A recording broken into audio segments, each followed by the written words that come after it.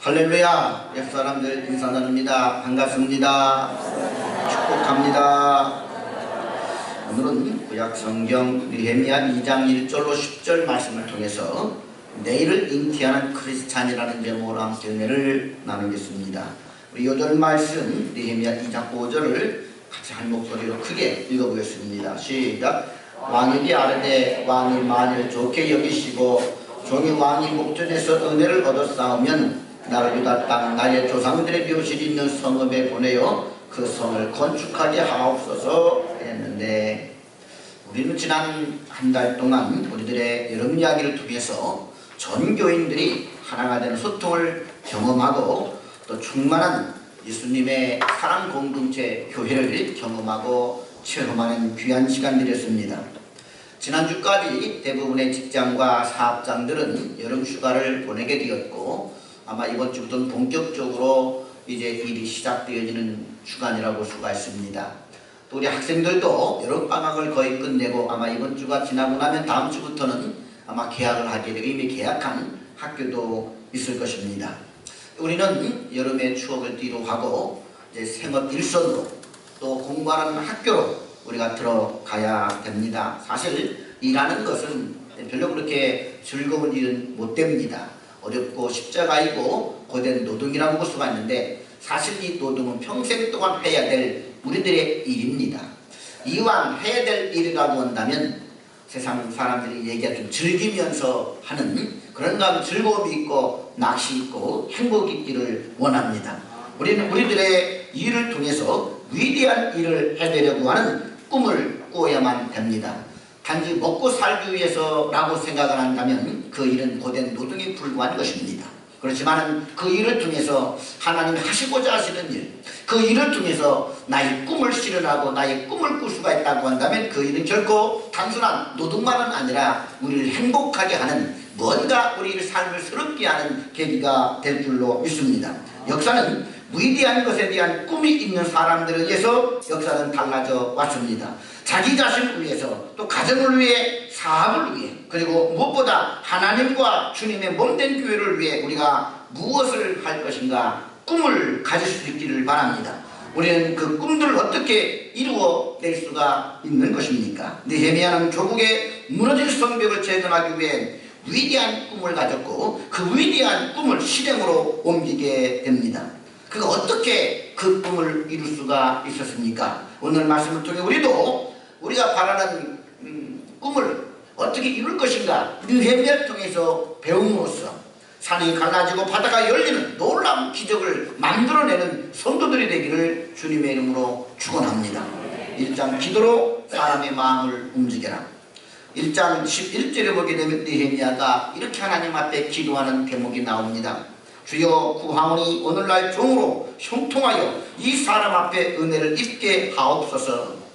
당시 가장 큰 권세를 쥐고 있었던 통치자 아닥사스다 왕으로부터 은혜를 입어서 고향으로 돌아가는 것을 허락을 해달라고, 그리고 황폐한 조국을 살 수 있게 해달라고 하나님 은혜를 베풀어 달라는 기도를 드리고 있습니다. 그는 지측에서 왕을 보조하는 신하로서 언제든 왕을 만나서 자신의 소원을 이야기할 수도 있었습니다. 그렇지만 그는 먼저 하나님 앞에 왕의 마음을 움직여달라고 기도를 했습니다. 하나님께서 왕의 마음을 움직여주시도록 기도했다. 이것은 느헤미야가 한 사람의 마음을 움직이는 것은 그 속에 하나님이 역사해야 된다는 사실을 간파하는 사실을 알 수가 있습니다. 느헤미야의 경우 아닥사스다 왕의 마음을 움직이는 일에 있어서 몇 가지 어려움이 있었습니다. 비록 보게 되면 왕은 아주 고집이 세서 남의 말을 잘 듣지 않는 사람이라고 역사 기록에 나옵니다. 또 먼저 귀국하였던 사람들이 성을 건축하려고 하였지만 식민지 백성들이 성을 건축하면, 그리고 심을 키우게 되면 혹 반역하지 않을까라고 우려 때문에 아닥사스다 왕은 전에도 성을 건축하려고 했던 사람들을 막고 성을 건축하지 못할 것이라고 성명을 내기도 했습니다. 그런데 지금 느헤미야는 왕에게 들어가서 예루살렘 성을 건축하는 일을 허락해 줄 것을 요청하려고 하는 것입니다. 자칫 잘못하게 되면 관직이 떨어지고 나중에는 목숨마저 위태롭게 될 수도 있는 일입니다. 느헤미야는 하나님께서 사람의 마음을 변화시킬 수 있다고 하는 사실을 믿었습니다. 모든 인간사는 사람의 마음을 어떻게 다루느냐에 따라서 그 선패가 좌우된다고 할 수가 있습니다. 현대 심리학이나 경영학은 인간 관리의 지혜와 또 기술을 터득하는 일에 많은 관심을 기울이고 있습니다. 그러나 성경은 이 모든 세상적인 방법보다도 훨씬 탁월한 인간 경영의 방법을 우리들에게 가르치고 있습니다. 그 방법이 무엇입니까? 바로 느헤미야가 했던 기도입니다. 사람의 마음을 지으신 하나님, 그 사람의 모든 생각까지도 아시고 계신 하나님, 하나님만이 사람의 마음을 경영할 수가 있다. 사람의 마음 움직일 수 있다는 사실을 느헤미야는 설파한 것입니다. 그렇기 때문에 하나님이여 아닥사스다 왕의 마음을 움직여 주시어서 그의 고집을 꺾게 해주시고 예루살렘 성이 건축되는 것을 반대했던 그 마음이 돌이켜져서 우리의 조국 예루살렘 성을 다시 건축할 수 있도록 윤호를 받게 하여 주옵소서. 하나님은 하실 수가 있나이다. 그게 느헤미야의 신앙이고 믿음이었던 것이지요. 우리는 기도로서 내가 관계하고 있는 사람들의 마음을 움직일 수가 있습니다. 거래처의 사장의 마음도 움직일 수가 있고, 그리고 내가 원하는 사람들의 마음도 하나님이 역사하면 움직일 수가 있는 것입니다. 내 힘으로 되는 것은 없습니다. 중국에서 성공적인 선교 사역을 하던 허드슨 테일러 선교사님에게 기자가 이런 질문을 했습니다. 어떻게 저 완고한 중국 사람들의 마음 움직일 수가 있었는가? 이걸 기자가 묻습니다. 선교사님 어떻게 이렇게 성공적인 선교 사역을 할 수가 있습니까? 그러자 허드슨 선교사는 이렇게 대답합니다. 나의 힘으로 사람들의 마음을 움직이려고 하지 않고 오직 기도로서 하나님께서 사람들의 마음을 움직여달라고 했을 뿐입니다. 우리의 힘으로는 내가 낳은 자식의 마음조차도 움직일 수 없습니다. 내 힘으로 아내의 마음을, 남편의 마음을, 거래처 사장님의 마음도 움직일 수가 없습니다. 수많은 인간관계에서 우리는 어쩔 수 없는 상황에 닥칠 때가 많습니다. 그러나 우리는 이러한 인간관계의 문제점들을 해결할 수 있습니다. 무엇으로서요? 바로 기도입니다. 우리는 기도로서 사람의 마음을 움직일 수가 있습니다. 우리가 무엇인가 큰 일을 이루어내려면 사람의 마음을 움직여야 하고, 그러려면 하나님께 먼저 기도할 수 있기를 주님의 이름으로 축원합니다. 하나님, 이 일을 이루기 위해서 이 사람의 마음을 꼭 움직여 주옵소서. 하나님, 우리 남편의 마음, 자녀의 마음을 움직여 주옵소서. 요즘 새벽에 작정하며 기도하는 노숙 집사님이 그렇게 기도하고, 하나님, 그 조부정자의 마음을 움직여 주옵소서. 할렐루야. 이렇게 사람의 마음을 움직인다. 내 힘으로 어쩔 수 없잖아요.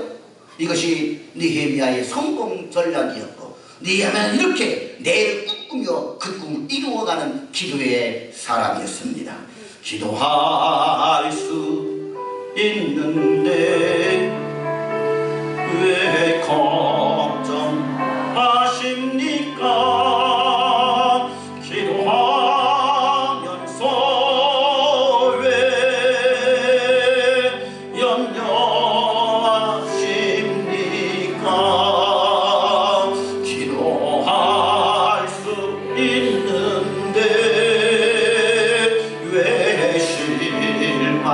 하십니까? 기도하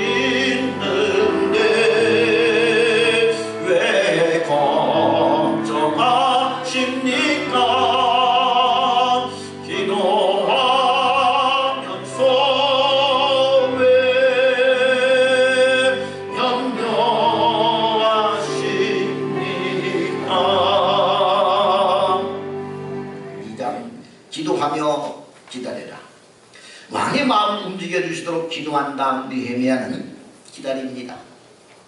하나님께서 환경을 열어주셔서 이때야말로 왕 앞에 내 문제를 아랠 가장 적절한 때이다라고 확신이 올 때까지 기도하면서 계속 인내하며 참습니다.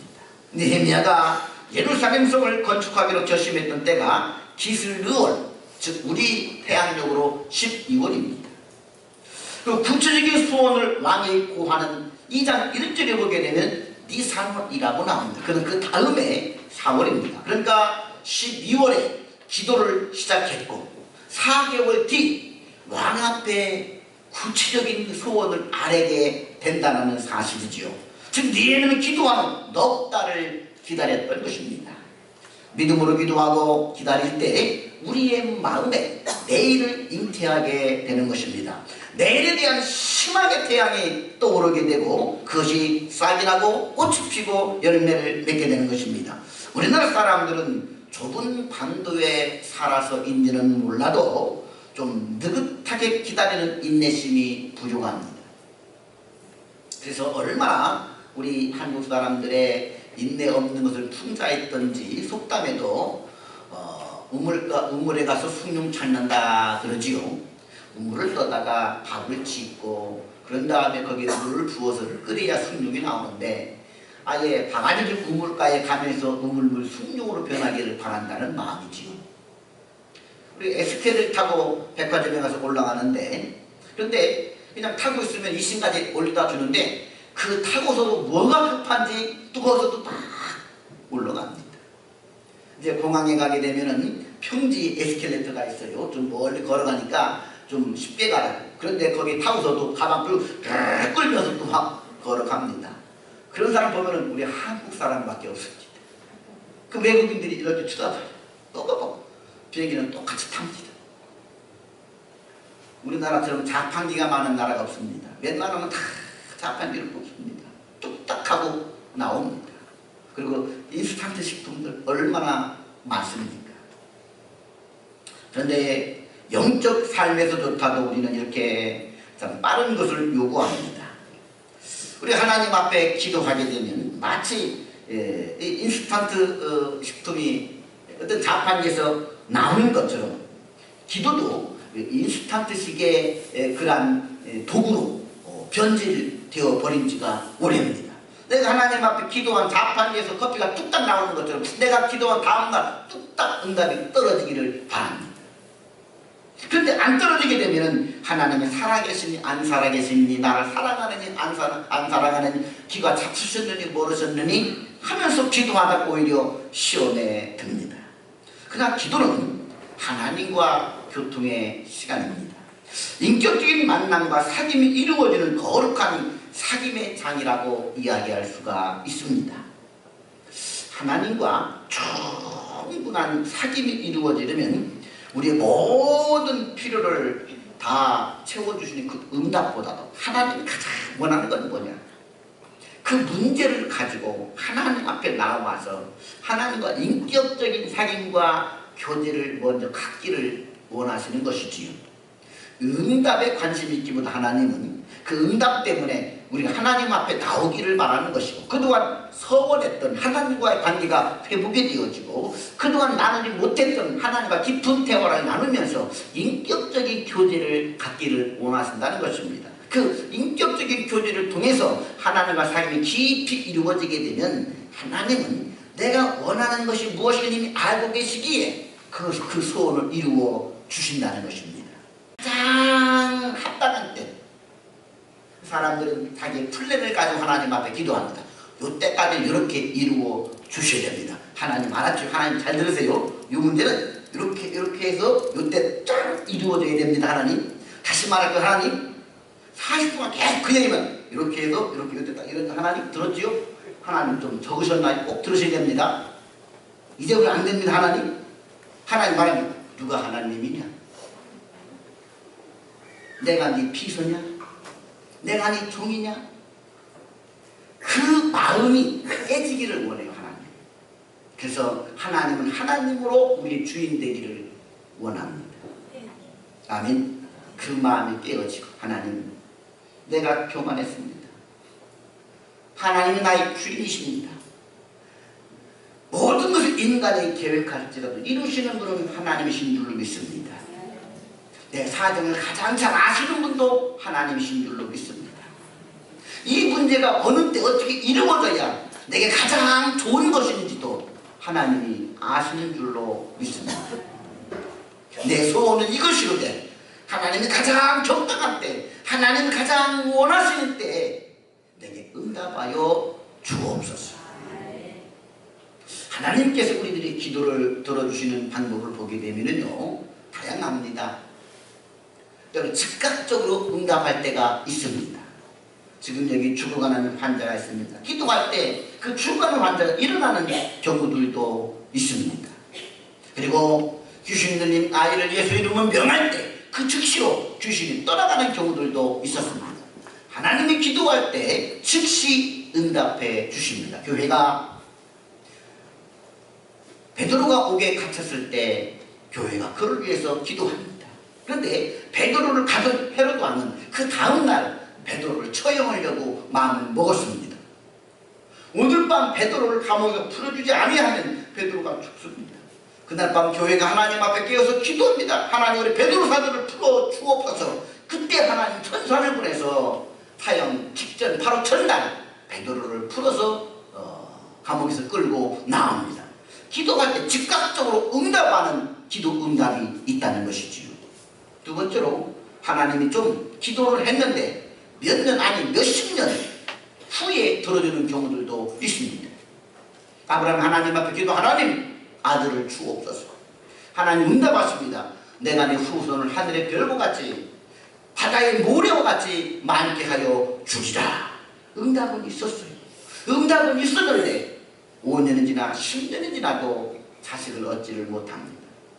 기다리다 못한 아브라함이 첩을 들여서 아들을 낳습니다만 하나님은 말씀합니다. 그것은 네 아들이 아니고 네 상속자가 아니다. 그러기를 또 10년을 기다리고 그리고 25년이 돼서야 하나님 부인 사라의 태를 들어서 이삭을 선물하여 주십니다. 이렇게 기도한 것을 응답은 분명히 있었는데 25년 후에 그 응답이 실제로 체험되는 경우들도 있다는 것이죠. 그 25년의 과정 동안 하나님은 아브라함과 인격적인 교제와 사귐을 통해서 아브라함을 하나님이 원하는 믿음의 사람으로 연단하시고 훈련하시고 기르시는 것을 볼 수가 있습니다. 그러나 응답은 반드시 옵니다. 세 번째로, 나는 A를 구했는데 하나님은 B를 주는 경우가 있습니다. 사도 바울은 아시아에 복음을 전하고자 합니다. 복음을 전하고자 하는 것, 이 바울의 마음이 뭔가 자신의 육신을 위한 기도가 아니지요. 하나님 나라와 하나님 나라의 복음을 전하게 달라는 기도입니다. 이 아시아의 복음을 전하게 하여 주옵소서. 열심으로 선교를 준비했고 언어도 공부했고 인력도 준비했고 그리고선 아시아를 가고자 하는데 성령의 역사가 없습니다. 하나님 그 길을 막고 오히려 바울이 원하지 않았던, 생각지도 않았던 저 마케도냐 유럽으로 사도 바울의 방향을 바꾸어 응답하여 주십니다. 환상 중에 마케도냐 사람 하나가 바울에게 소투하여 부릅니다. 와서 우리를 도우소서. 와서 우리를 도우소서. 그 환상의 의미를 사도 바울은 깨닫습니다. 아, 하나님께서 마케도냐에서 나를 그곳에 보내고자 하시는구나. 그리고 마케도냐로 배를 타고 옮겨가게 될 때 거기에 놀라운 복음 역사 일어나게 돼 거기에 루디아라고 하는 자매님을 준비해 주셨다가 마케도냐 첫 교회가 시작이 되는 걸 볼 수가 있습니다. 나는 이쪽을 원했는데 하나님 엉뚱하게 생각하는 이 방향으로 기도 응답을 주는 경우들도 있다는 것입니다. 그것도 하나님의 기도 응답이라는 것입니다. 때로는 하나님께서 무응답, 응답 주지 않는 것도 하나님의 섭리요 뜻인 것을 볼 수가 있습니다. 우리는 다양한 하나님의 응답의 기도 방법들에 우리가 알아야 되고, 그리고 우리가 기도하는 것은 반드시 하나님이 들으시고 응답해 준다는 것이죠. 응답일 때가 있고 다른 것을 줄 때가 있고 즉시 줄 때가 있고 나중에 줄 때가 있다는 것이지요. 우리가 농사를 져도 마찬가지, 똑같은 벼 품종도 이른 열매를 거두는 품종이 있고 늦게 열매가 맺히는 품종이 있는 것처럼 오늘 내가 하나님 앞에 기도했는데 내 다음 때에 이르러서 하나님 축복해 줄 수도 있다는 사실입니다. 가장 좋은 때, 가장 적당한 때 하나님은 응답하여 주신다는 것입니다. 사도 바울 같은 믿음의 사람, 얼마나 훌륭한 사람이고 믿음의 사람입니까? 사도 바울 속에 가시와 같은 질병이 있었습니다. 이 질병이 너무 사도 바울은 고됩니다. 복음을 전하는데 방해가 될 수 있습니다. 이 질병 때문에 괴로움을 당합니다. 사도 바울이 가는 곳마다 죽은 자도 살려냅니다. 유두구라는 청년이 3층 창가에 앉아서 설교 듣다가 조는 바람에 떨어져 죽습니다. 이때 사도 바울이 기도했더니 죽은 유두구 청년이 살아나게 됩니다. 그가 명하면 귀신도 소리 지르고 나갑니다. 각세 병자들이 치료가 됩니다. 독사가 그를 물었는데도 그는 죽지 않습니다. 그런 사도 바울인데 병에 몸에 질병이 있어요. 너무 괴롭습니다. 가시같이 찌릅니다. 사람들이 얘기해요. 바울 사도님, 어떻게 다른 사람의 병은 고쳐주는데 사도님의 병은 고치지 못합니까? 별 은혜가 안 됩니다. 그때마다 얼마나 바울이 괴롭겠습니까? 하나님 앞에 기도는 하나님, 내 병을 고쳐주옵소서. 이왕 좀 쩔뚝거리며 날마다 골골하며 복음 전하는 것보다 관객상 복음 전하다 콜콜로 이렇게 하는 것보다는 좀 건강하게 힘있게 복음 전해야 은혜가 될 것 아닙니까? 나도 타는 것도 아니고 다 영광을 위해서니 내 병을 고쳐줘도 건강하다고 내 몸, 이 몸으로 건강한 몸을 죄 입고 다니겠습니까? 이 건강한 몸으로 우리가 뭘 하고 다니겠습니까? 전하는 복음밖에 없는데 이왕이면은 하나님이 건강하게 해주면 복죽 잡겠습니까? 얼마나 이유가 많습니까? 기도합니다. 그런데 하나님 뭐라고 대답하느냐? 네 은혜가 지금 족하도다. 지금 받고 있는 은혜로 너는 족하다. 하고 그 병을 치료해 주지를 않습니다. 이렇게 응답일 때가 있습니다. 즉시 응답해주는 기도도 있고 멀리 후에 들어주는 응답도 있고 다른 것으로 줄 때도 있고 바울처럼 안 들어줄 때도 있습니다. 이것도 응답이라는 사실이죠. 사실 우리는 기도하는 건 다 응답을 받고 있어요. 그런데 우리가 이거를 느끼지 못해서 그렇습니다. 아마 여러분들은 기도를 이미 하나님 다 듣고 계신 줄로 믿습니다. 약속하고 계신 줄로 믿습니다. 이렇게 하나님 앞에 기도하며 좀 기다릴 수 있는 기간, 아멘. 반드시 그 기간이 필요하다는 것입니다. 물론 익을 때까지 좀 기다릴 수 있기를 주님의 이름으로 축원합니다. 마지막 세 번째로 기도하고 계획하라. 따라합니다. 기도하고 계획하라. 느헤미야가 기도하며 기다리면서 또 한 가지 한 일이 있습니다. 내일을 계획하는 것이었습니다. 그냥 기도해놓고 뒷짐지고 아무것도 하고 있지 않은 것이 아닙니다.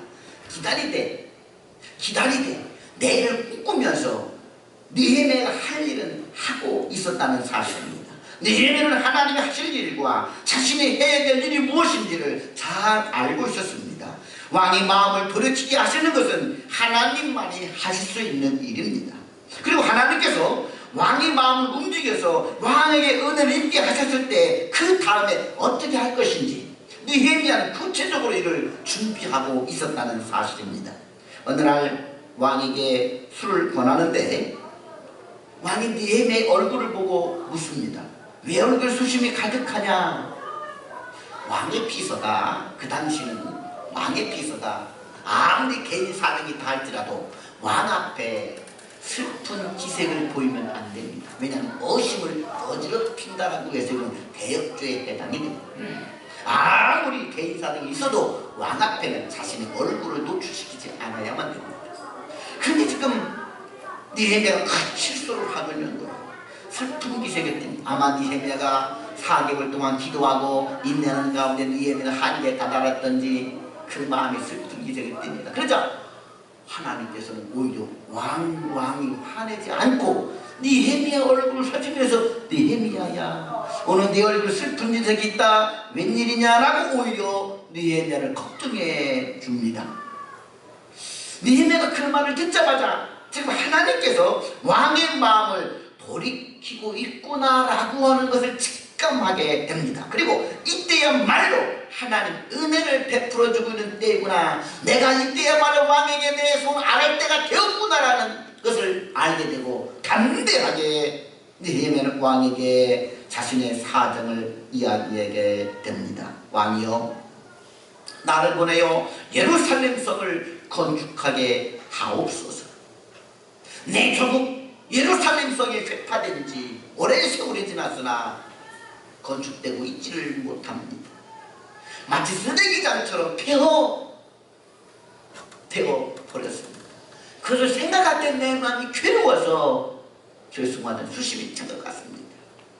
그러자 아닥사스 왕이 흔쾌히 수명합니다. 내가 어떻게 해주면 되겠느냐. 이때 느헤미야는 아주 준비한 것을 자신있게 술술 이야기합니다. 이때 말을 내가 네가 어떻게든 원하느냐라고 물었을 때 글쎄요 생각해 봐야 되겠는데요 라겠다고 한다면 아마 수포가 됐을지도 모릅니다. 근데 느헤미야는 마치 오랜 세월 동안 준비한 사람처럼 술술 계획을 이야기하게 됩니다. 그리고 뭐라고 얘기했냐, 여기에 필요한 비용이 이만큼 드니까 이렇게 도와주셔야 됩니다. 그리고 며칠 만에 끝내고 반드시 돌아올 것입니다. 그리고 총독들의 길을 열어주셔서 이런 제목들도 필요하니까 도와주셔야 됩니다.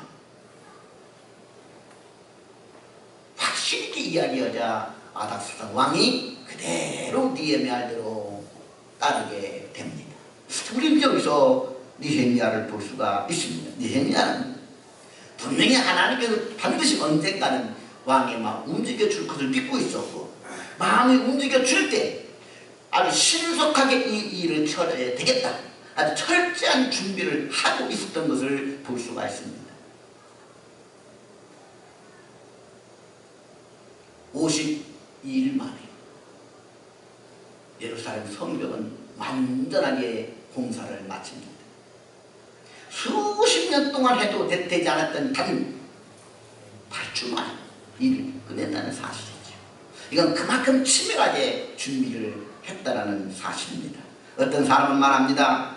기도하면 됐지 무슨 계획이 필요하냐. 이런 사람들은 입장을 얘기하면 극단적인 신비주의적인 사람이라고 얘기할 수가 있습니다. 또 반대로 무슨 기도가 필요하냐, 사람이 계획을 세우면 됐지 이렇게 얘기하는 사람은 극단주의, 이성주의적인 사람, 바로 인본주의적인 접근이라고 볼 수가 있습니다. 그러나 믿음의 사람은 하나님 앞에 기도하면서 내가 할 도리는 준비하고 하는 것, 이것이 바로 합당한 기도의 자세입니다.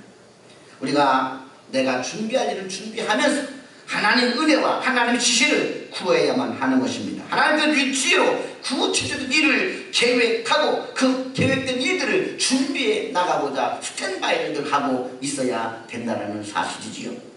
사랑하는 성도 여러분, 주님께서는 우리를 내일을 잉태하는 느헤미야와 같은 믿음의 사람으로 부르고 계십니다. 하나님을 위해 위대한 꿈을 꾸시고 하나님으로부터 위대한 일을 기대할 수 있는 성도들이 되기를 주님의 이름으로 축원합니다. 공부하는 학생들은 공부하는 현장에서, 사랑하는 성도들은 사랑하는 현장에서, 직장을 다니는 직장인들도 느헤미야 같은 그 현장에서 내일을 꿈꾸는 자가 되어야 됩니다. 근데 먹고 살기 위한 나의 일이라고 취미해버리고 아니라는 자를 하지 말고 이거 하면 그 분야에서 성공을 거둘 수 있기를 주님의 이름으로 축원합니다. 주를 위해서 계획을 세울 수 있기를 주의 이름으로 축원합니다. 기도로 사람의 마음 움직이시고, 그리고 기도하며 기다리고 기도하며 계획하는 가운데 이번 여름을 지내고 이 가을 풍성한 수확을 거두고 내 인생을 승리로 이끌 수 있는 자가 되기를 주님의 이름으로 축원합니다. 기도드립니다. 사랑과 은혜가 풍성하신 아버지 하나님, 우리는 하루하루 마지못해 사는 자가 되지 않게 하여 주옵시고 꿈을 꾸는 자가 되게 하여 주옵소서. 그 일을 이루려면 사람의 마음이 움직여져야 되는데 하나님 앞에 기도하는 자가 되게 하여 주시옵소서. 기도하고 인내하며 기다리는 자가 되게 도와 하나님과 깊은 사귐을 가지게 하여 주시옵시며, 그러면서 내 할 도리를 감당하며 계획할 수 있도록 하나님 도와주시옵소서. 예수님 이름으로 기도하옵나이다. 아멘.